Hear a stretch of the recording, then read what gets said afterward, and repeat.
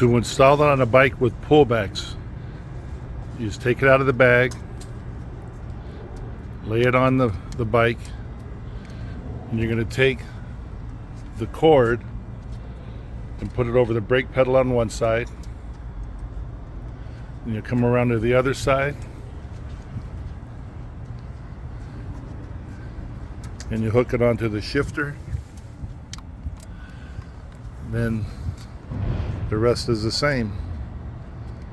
Through the middle, over the tour pack latch, over the saddlebag latch,